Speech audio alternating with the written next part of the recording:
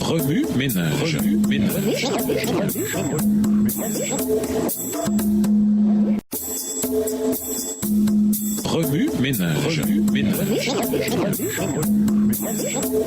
Bienvenue dans votre émission Remue ménage. Nous voilà à la leçon de vendredi. Reconnaître les obstacles. Lisons Jean 17, les versets 22 et 23. Jean 17, versets 22 et 23. Je leur ai donné la gloire que tu m'as donnée afin qu'ils soient un comme toi et moi nous sommes un. Moi en eux et toi en moi. Qu'ils soient parfaitement un et qu'ainsi le monde puisse reconnaître que c'est toi qui m'as envoyé et que tu les aimes comme tu m'aimes. Pour conclure, nous sommes tous d'accord pour dire que l'unité de l'Église est importante et nécessaire pour accomplir le mandat évangélique qui nous a été confié. Dans Jean 17 et versets 22-23, nous voyons que non seulement l'unité est essentielle, tandis que nous travaillons de concert, mais l'unité elle-même est un témoignage de ce que Dieu peut faire dans notre vie. Paul fit face à différents obstacles dans sa quête d'unité dans l'Église. Les préjugés profondément enracinés envers les gentils, l'orgueil national juif, la crainte de la persécution en résultat de la non-conformité. Prions Dieu de continuer à nous rendre encore plus semblables à lui, parce que ce n'est qu'alors que nous pourrons nous unir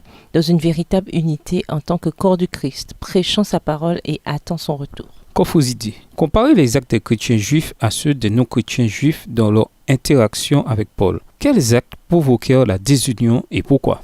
Réfléchissez à certaines des choses que vous avez rencontrées chez vous, à l'école et au travail qui ont causé la dissension et la désunion. Quels étaient les motifs? De quelle façon voit-on de telles choses dans nos églises? Faites un diagramme de Venn pour évaluer les différences et les similitudes entre l'unité et la conformité. Comment être sûr que nous soutenons l'unité et non la conformité? Interrogez des gens dans votre église. Demandez-leur quelles sortes de choses, selon eux, contribuent à l'unité ou à la désunion. Quelles en sont les solutions possibles? Réalisez un collage d'images montrant la désunion. De quelle façon l'unité aurait pu montrer que Dieu est à l'œuvre? Réfléchissez à la citation suivante d'A.W. Tozer dans The Pursuit of God. Ne vous est-il jamais venu à l'esprit que 100 pianos accordés au même diapason sont automatiquement accordés les uns avec les autres? Accordés non l'un par rapport à l'autre, mais selon une autre norme devant laquelle chacun individuellement doit s'incliner.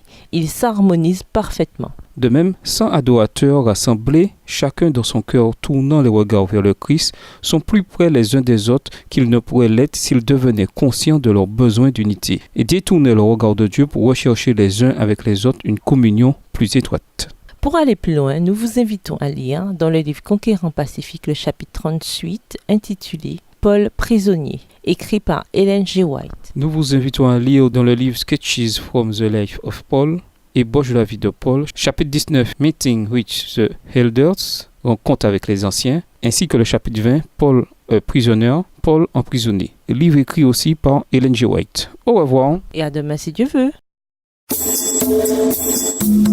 Remue ménage.